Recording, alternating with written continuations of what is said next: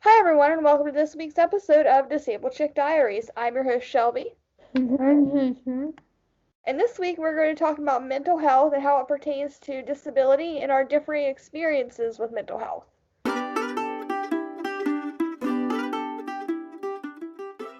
So, we want this episode to highlight mental health issues and the stigmas around mental health and also how mental health is kind of like disability when you have a physical disability.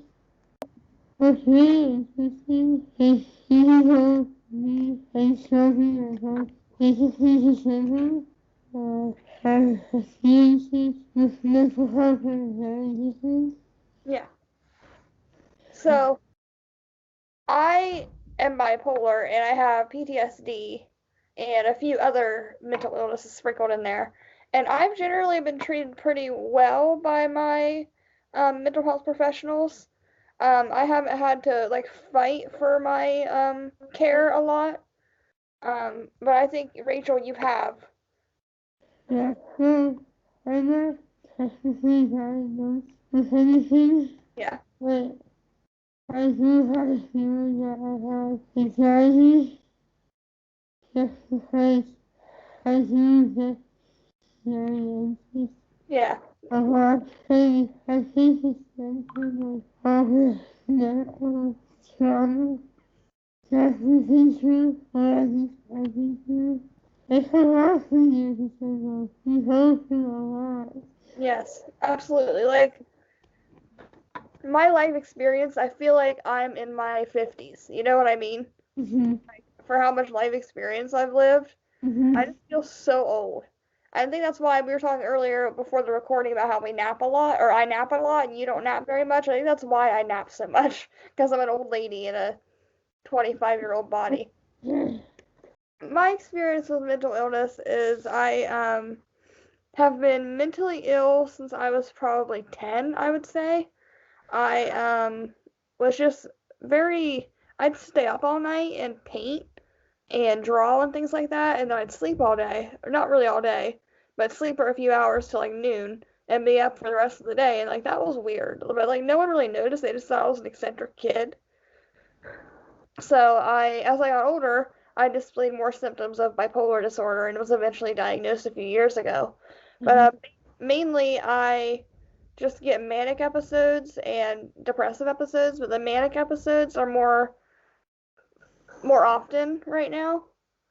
But yeah, honestly, I kind of wanted to say this on the recording. I feel like my bipolar disables me almost as much as my uh, muscular dystrophy, honestly, because it's just honestly so hard to live with. Every day being different, every moment being different. You know what I mean? Like it's just up and down all the time. Even though I'm on medication, which has done amazing things for me, it's exhausting.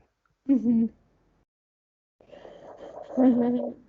And like I said, but I'm not technically diagnosed with anything, but I started having like anxiety like in high school.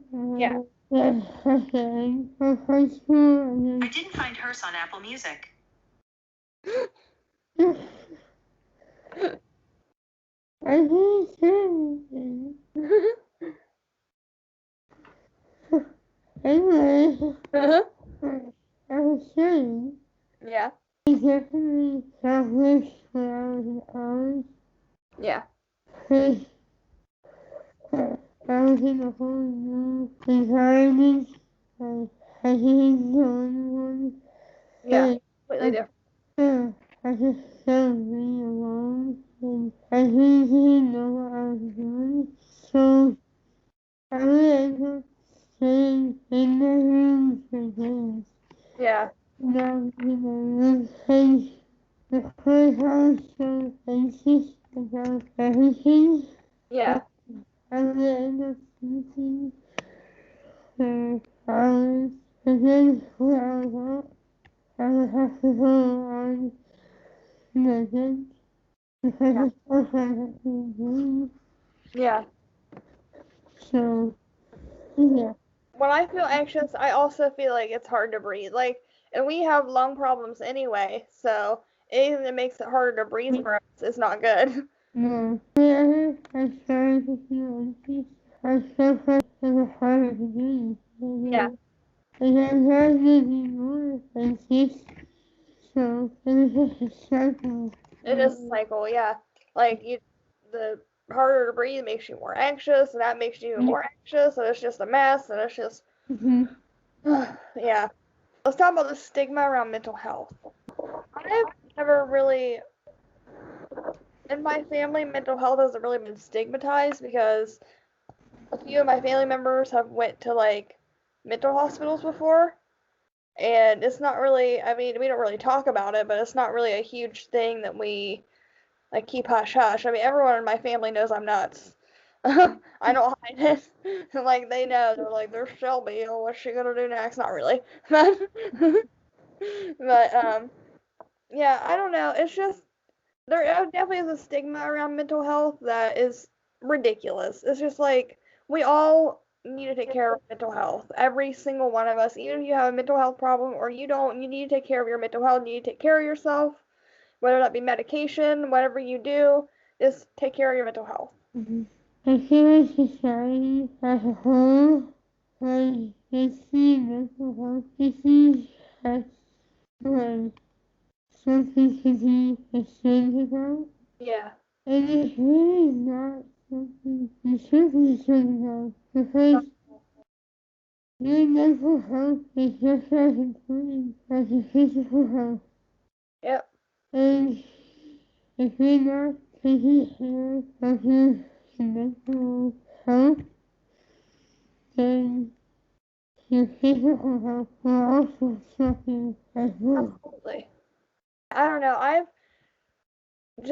dealt with a lot of mental health stuff in my life, and like, I mean, I'll just say everything from like cutting to suicidal thoughts, everything like that. Like the scary, gross stuff that people don't want to talk about, I've dealt with. And it's okay to talk about it. Like, We need to talk about these things because there are so many people who are going through those feelings yeah, and they don't want to talk about it because they're afraid of how other people will react to that and yeah, how other people will perceive them. yeah, absolutely. Like, it's so sad how we're so afraid to share our mental health experiences because a lot of people have mental health issues. Like, I know more people with mental health issues than people without mental health issues, and that's just the truth. Like, someone, you generally have something. Like, you can't live in this day and age and not have something. Like anxiety. I just feel like if you don't, you're really normal and really weird, and I'm afraid of you. Yeah. I think another issue that we need to talk about is the lack of mental health care for people with physical disabilities because a lot of times physically disabled people kind of like push away their mental health issues because they already have so much going on physically that thinking about their mental health care is just too much to handle. Yeah, And their focus is so much on the physical health that their mental health doesn't get enough attention. yeah, and like it doesn't make any sense to me because being physically disabled does honestly it creates mental health issues because of the ableist society we live in. And like I don't know why our mental health needs aren't looked at more than other people's we're because physically and mentally disabled people are not like two separate camps, even though they feel like they are.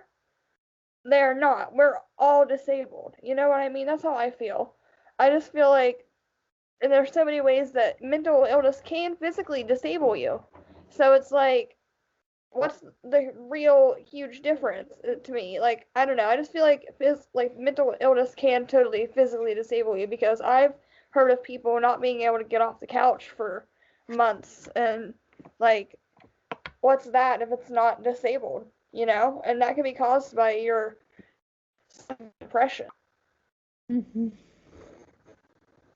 I feel like you talking about things from having mental health issues, but what I was trying to say is that physically disabled people don't get their mental health care that they should be getting. Definitely. Yeah, because we're so focused on our physical health. Absolutely. Mm-hmm. I think that's, like I said, I think that's ridiculous because why are they so focused on our physical? Like, our physical health is obviously the issue at hand, but why is it the only issue at hand? Mm-hmm. You know, like we're people. We have all kinds of different. Like, it's, I don't know. It just doesn't make any sense to me. But that's what we're here to talk about. Exactly. Next, I want to talk about the lack of disability knowledge in the mental health field. Um, a couple years ago, I tried to go to therapy through my university health center, and that was just the worst experience ever. Um, That's awful. That it was awful. yeah, first of all, I got there, and then I wasn't taking good, but I could tell that my body movement, and was like, oh, how Love and that. then, once I got to talking to one of the therapists, it was hard, like, she didn't understand me. Like at all.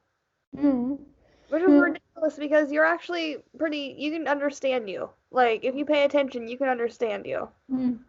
anyway, this woman had no idea what I was saying. So like, I was trying to talk to her about stuff, and she just like not getting it.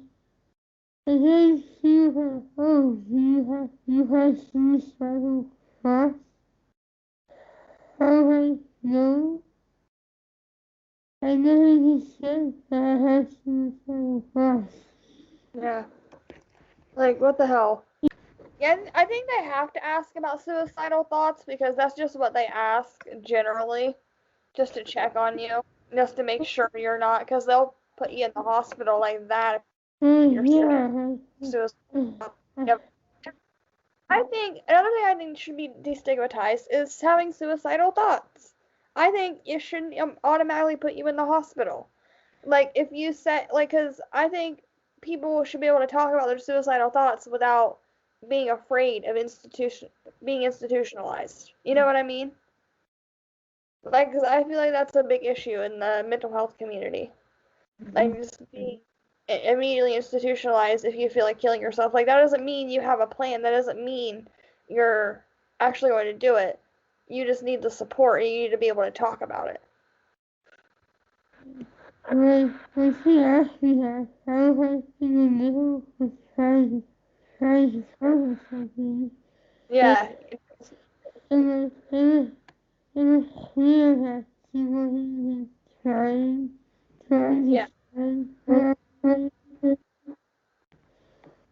Yeah. She's so rude. That's so rude to not even try. Like, just to be like, oh, I'm having suicidal thoughts. And I feel like, did she just automatically assume that, or was she reading from the paper? Because like usually they have to ask the list of questions, and that's might be one of them. But did she just ask it out of the? Yeah, yeah, like she just asked. And like I said, I was in the middle of trying to say things. I was in the middle of trying to tell her something. Yeah, that's weird then. Yeah, that's so weird. Yeah, and I just felt like she didn't understand me at all. Yeah, she wasn't trying. Yeah, so I ended up leaving worse than I was. Yeah, that sucks. Like, you shouldn't have leave worse than you came in. Yeah, Like, so that was the one and only time I've been to therapy. well, I go every 2 weeks, and I like it a lot because it keeps me from losing my mind. It keeps me from being really sad all the time because I need someone that's not a family member to get all of my shit off my chest too. And I'm really sorry it didn't work out for you, but I think honestly that was probably the therapist. If you had like a good therapist, you would probably do really well. Yeah, I've been working to find a therapist to help me, Yeah. but I just don't know. Yeah, it's hard to find one to go to. My friend actually recommended me mine, so that's how I got my therapist. But I have the biggest thing, I never hope that someone who can't understand what I'm saying. yeah, I hate what's the point? yeah, like, and it makes me mad because like if you actually pay attention to you, you're not that hard to understand. Like, if you actually if you listen to you, like they just weren't listening, you know? And that makes me mad. Yeah. Ridiculous, such bull. I've never felt like a therapist if you not understand. Honestly, yes, I have felt like there was a time when like my school counselor didn't like she always said, "Oh, you can do anything you want," and I like don't like that attitude. Like I hate that you can do anything you want attitude because there are some things I can't do. Like that's fine. I should be able to live my life and not be able to do things like that. Like just like run a marathon. I can't do that. Okay, it's not a big deal. But yeah.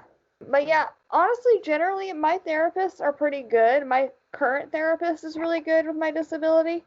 Uh, really have to say it, but she just like says I don't really talk much about my physical disability in therapy because I talk about my mental stuff a lot. Because I have a lot of mental health stuff going on, like I have a basket case, and that's kind of taking up my time right now.